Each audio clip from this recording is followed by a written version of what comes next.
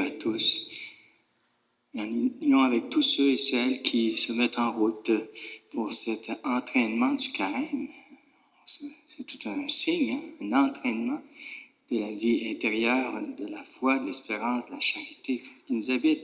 Signons-nous du Seigneur qui nous rassemble, au nom du Père et du Fils et du Saint-Esprit. Que la paix soit avec vous. Commençons par prier en se recueillant.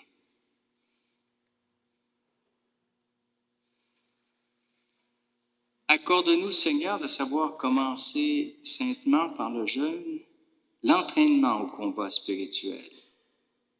Que nos privations nous rendent plus forts, plus aimants, pour lutter contre l'esprit du mal. Par Jésus-Christ, ton Fils, notre Seigneur, qui vit et règne avec toi dans l'unité du Saint-Esprit, Dieu pour les siècles des siècles. Amen. Le Seigneur soit avec vous. Et avec ton esprit. Proclamation de la bonne nouvelle de Jésus-Christ selon saint Matthieu.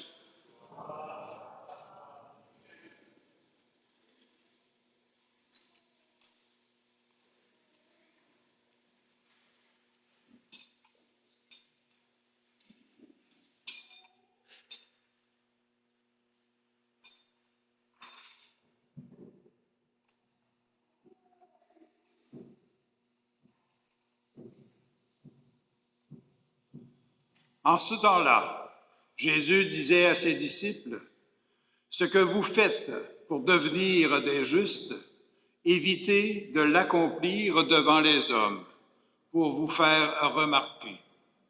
Sinon, il n'y a pas de récompense pour vous auprès de votre Père qui est aux cieux. Ainsi, quand tu fais l'aumône, ne fais pas sonner la trompette devant toi, comme les hypocrites qui se donnent en spectacle, dans les synagogues et dans les rues, pour obtenir la gloire qui vient des hommes. Amen, je vous le déclare, ceux-là ont reçu leur récompense.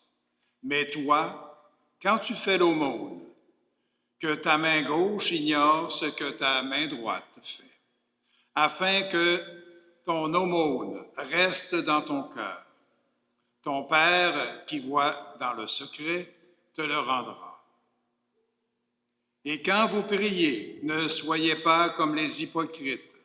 Ils aiment à se tenir debout dans les synagogues et au carrefour pour bien se montrer aux hommes quand ils prient. Amen, je vous le déclare, ceux-là ont reçu leur récompense. Mais toi, quand tu pries, retire-toi dans ta pièce la plus retirée. Ferme la porte et prie ton Père qui est présent dans le secret.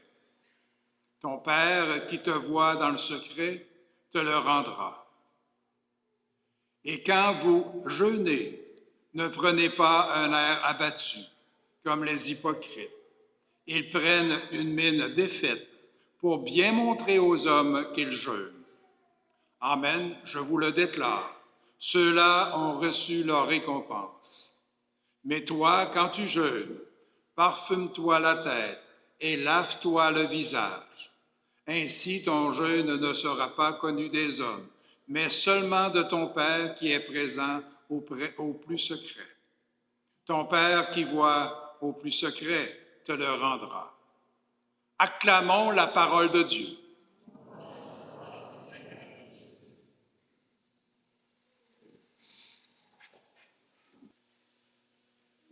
Dans le secret. Cette expression qui revient dans l'Évangile d'aujourd'hui nous invite à une attitude qui doit habiter ce temps de conversion qu'est le carême. Conversion et croissance.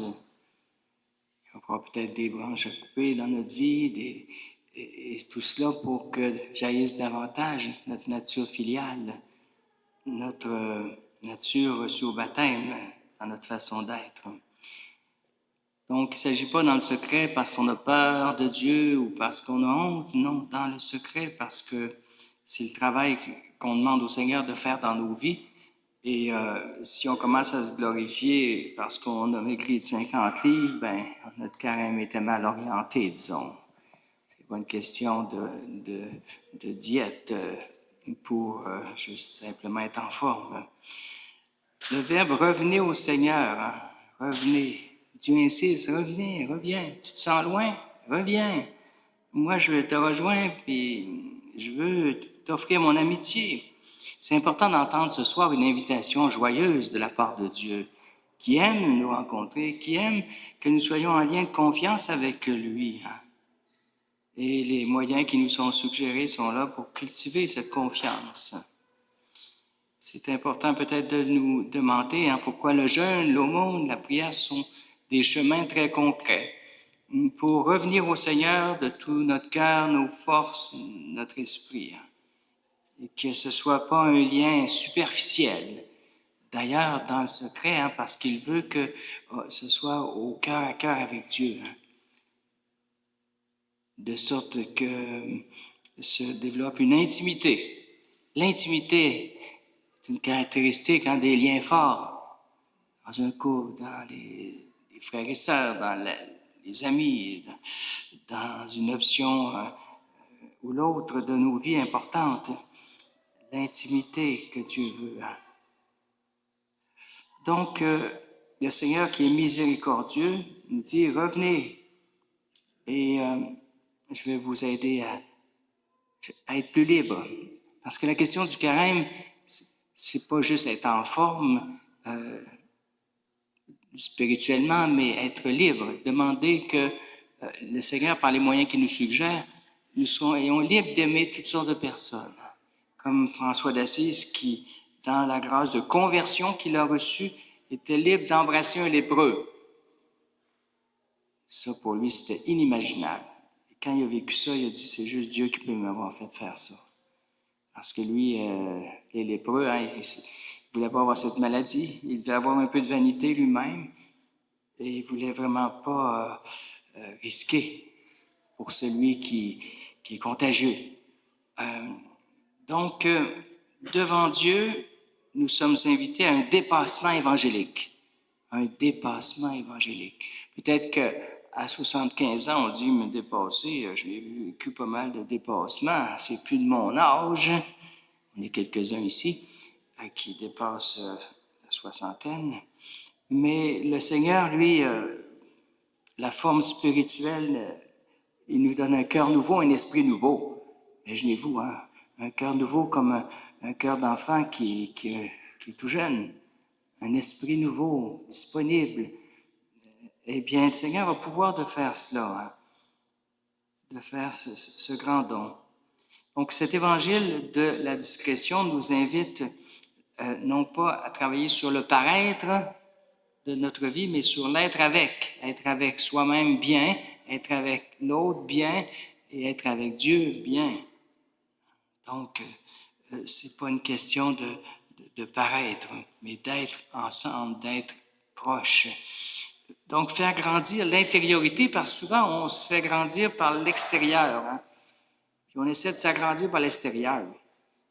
Viens voir, j'ai un nouveau char. Ah oui, mais là, ça ne fait pas grandir. Dans un mois, il va avoir perdu 20% de son prix. Bon, peut-être même déjà c'est fait. Donc, se grandir par l'extérieur de la maison, l'extérieur. Qu'on le veuille pas, il y a une espèce de mouvement à cause de notre fragilité, où il manque peut-être de profondeur, où c'est l'extérieur. Puis le jour, on ne peut plus se bâtir par l'extérieur parce que de toute façon, les rides nous pognent et puis on est malade ou il y a quelque chose. Eh bien là, c'est une croissance intérieure que Dieu va accélérer à la fin de notre vie.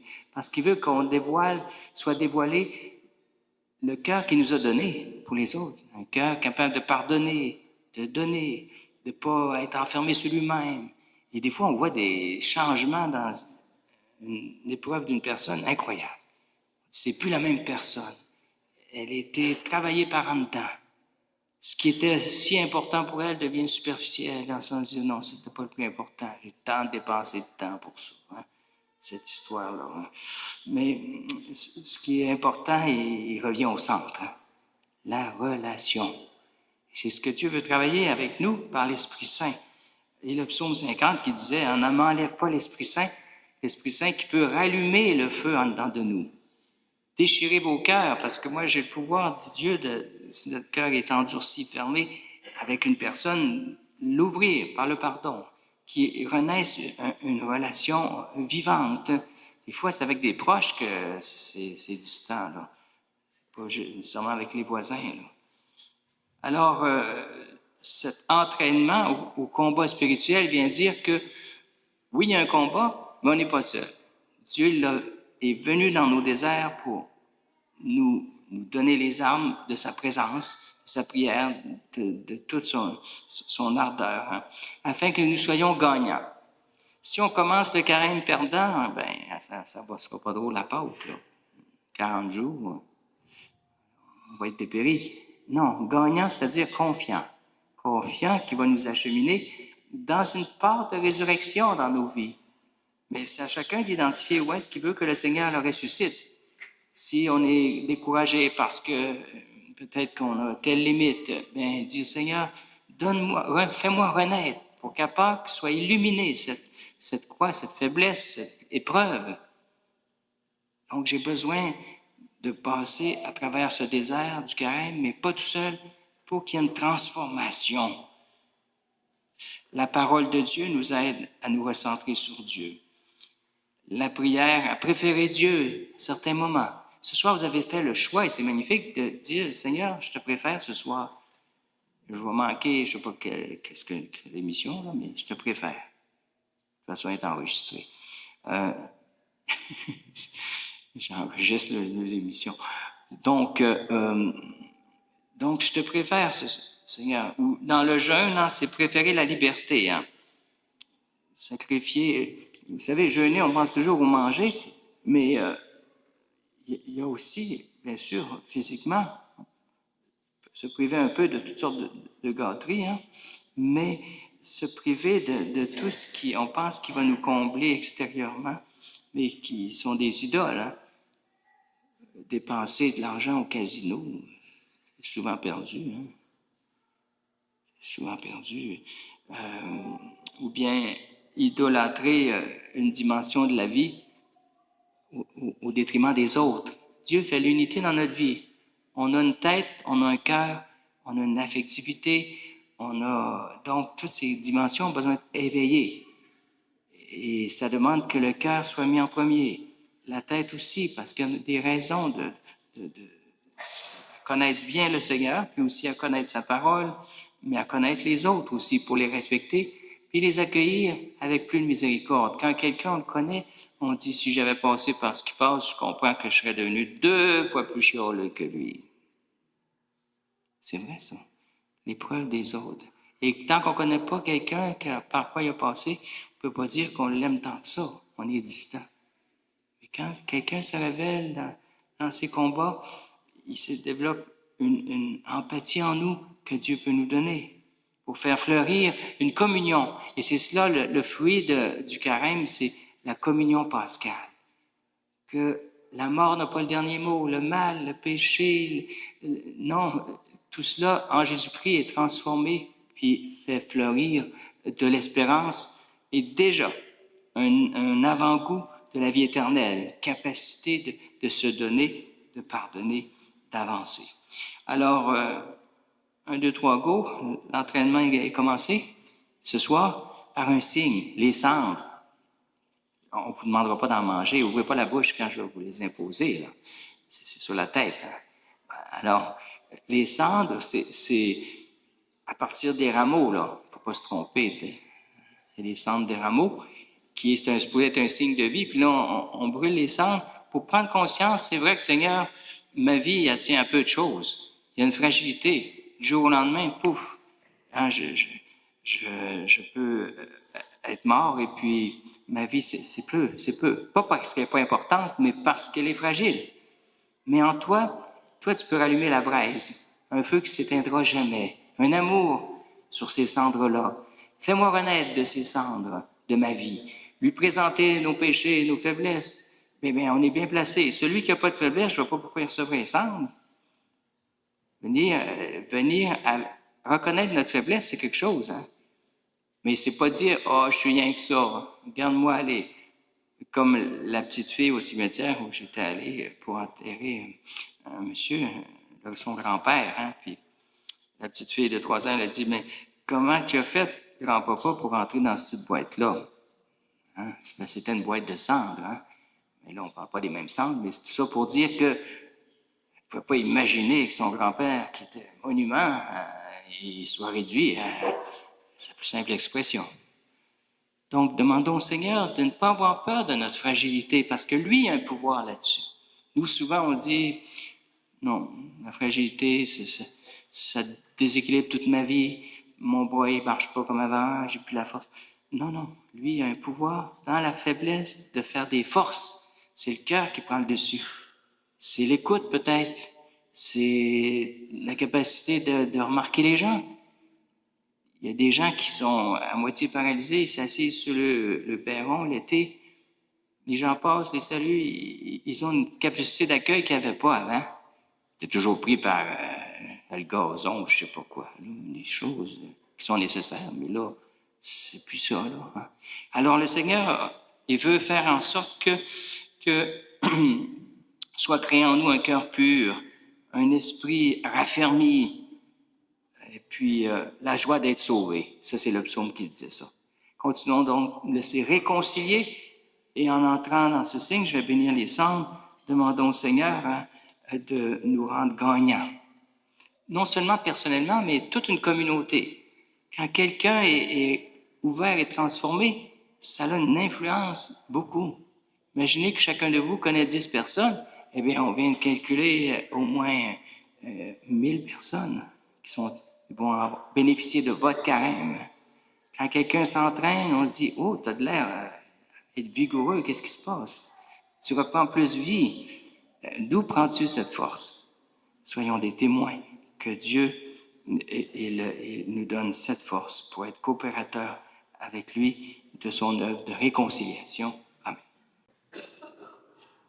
Frères et sœurs, supplions humblement Dieu notre Père de bénir par l'abondance de sa grâce, sa bonté, ces cendres dont nos fronts vont être marqués en signe de pénitence, mais en signe aussi de retour à Dieu, qu'il agisse dans chacune de nos vies, dans nos profondeurs aussi.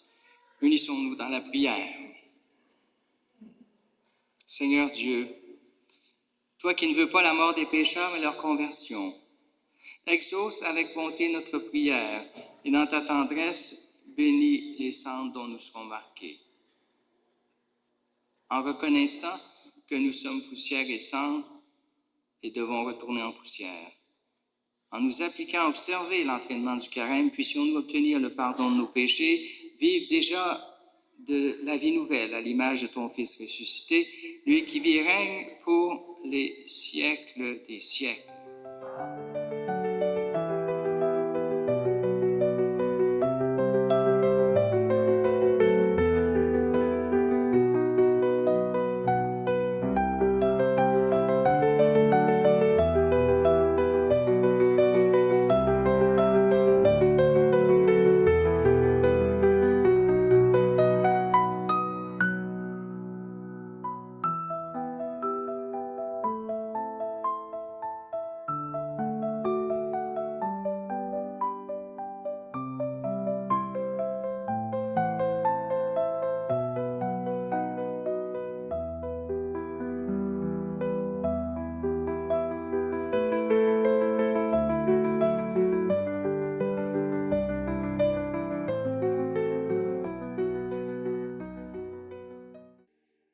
Disposé à la suite de Jésus, à participer à cette œuvre de croissance de la foi dans le peuple de Dieu, mais aussi de notre charité. Unissons-nous maintenant dans la prière. Nous désirons donner généreusement nos talents et notre amitié. Entraîne-nous, Seigneur, à faire l'aumône. Entraîne-nous, Seigneur, à faire l'aumône. Nous désirons ouvrir nos yeux et notre cœur aux misères des autres, sans attendre en retour. Entraîne-nous, Seigneur, à faire l'aumône. Entraîne-nous, Seigneur, à faire l'aumône. Nous désirons que tu aies une place dans notre vie, Seigneur. Ta parole peut nous aider. Entraîne-nous, Seigneur, à te prier tous les jours. Entraîne-nous, Seigneur, à te prier tous les jours. Nous désirons que tu nous aides à faire certains sacrifices avec amour, à nous priver pour les autres. Entraîne-nous, Seigneur, à jeûner. Entraîne-nous, Seigneur, à jeûner.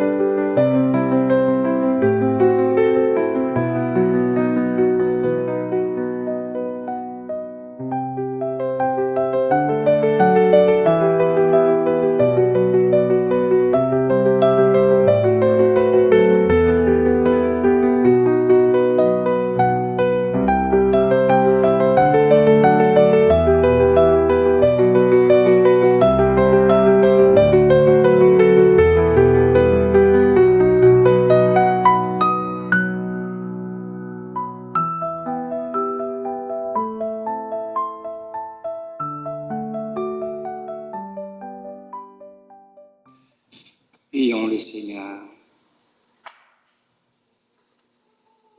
Puisse le sacrement que nous avons reçu, Seigneur, nous procurer ton secours, afin que notre jeûne te soit agréable et contribue à notre guérison profonde par le Christ, notre Seigneur.